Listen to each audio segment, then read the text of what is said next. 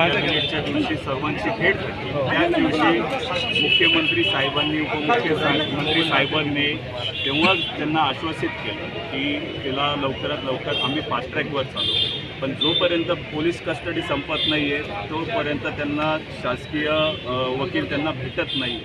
आज या गुन्ह्यातील आरोपी जो आहे आज 27 नोव्हेंबर 2025 रोजी या आरोपीला माननीय न्यायालयात पुन्हा व्हिडिओ कॉन्फरन्सिंगद्वारे तपासी अंमलदार यांनी हजर केलेला आहे। याच्या मागचं कारण असं आहे की मागच्या वेळेस खूप मोठ्या प्रमाणात जनआक्रोश होता त्या आरोपीविरुद्ध। अनेक लोक मालेगाव न्यायालयात चाल करून आले होते आणि पुन्हा कुठल्याही प्रकारचा कायदा आणि सुव्यवस्थेचा प्रश्न निर्माण होऊ नये म्हणून या आरोपीला आज देखील VCद्वारे तपासी अंमलदार यांनी हजर केलेला आहे। यामध्ये तपासी अंमलदार यांनी पुन्हा काही मुद्द्यांवर आरोपीचा 4 दिवस पोलीस कस्टडी रिमांड मिळावा असा विनंती अर्ज, remand report, police custody remand report माननीय न्यायालयात सादर करण्यात आलेला होता। त्याच्यामध्ये पूर्वीची जे काही कारणं होती त्या कारणावरूनच ज्या गुन्ह्यातलं जे काही हत्यार आहे ते अद्यापही आरोपीने काढून दिलेलं नाही आहे।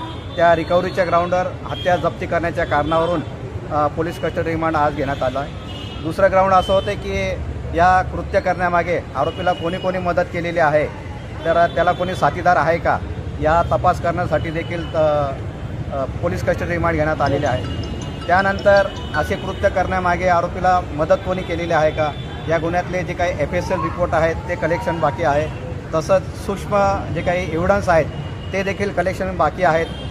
तपासी अंमलदार यांना या गुन्ह्याचा तपास सखोल करता यावा, डिटेल करता यासाठी सफिशियंट ऑपॉर्च्युनिटी मिळणे गरजेचं आहे। त्याकरता आज पोलीस कस्टडी रिमांड वाढवून मागण्यात आलं आहे आणि माननीय न्यायालयाने 1 डिसेंबर 2024पर्यंत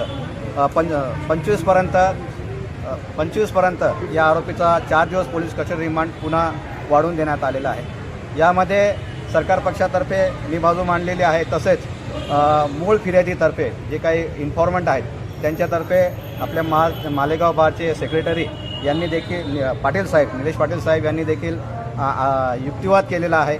आरोपीकडनं आरोपीला देखील लीगल एडमार्फत वकील पुरवण्यात आलेला आहे, परंतु त्याचं नाव डिस्क्लोज करता येणार नाही, त्यांचा देखील सुरक्षेचा प्रश्न आहे। अशा प्रकारे माननीय न्यायालयाला आम्ही पटवून दिलं आहे पोलीस कस्टडी घेताना की या आरोपीने केलेल्या कृत्यामुळे संपूर्ण महाराष्ट्रात त्याचे तीव्र पडसाद उमटलेले आहेत। अनेक ठिकाणी त्याचे कॅन्डल मार्च काढण्यात येत आहेत, निदर्शनं होत आहेत, रास्ता रोको करण्यात येत आहेत। म्हणून हा गंभीर स्वरूपाचा विषय असल्यामुळे, अतिशय कोल्ड ब्लडेड आणि ब्रुटल असा मर्डर असल्यामुळे त्याला पोलीस कस्टडी रिमांड वाढवून देण्यात यावी अशी विनंती करण्यात आली आणि माननीय न्यायालयाने 1 डिसेंबरपर्यंत पोलीस कस्टडी रिमांड दिली। Thank you sir.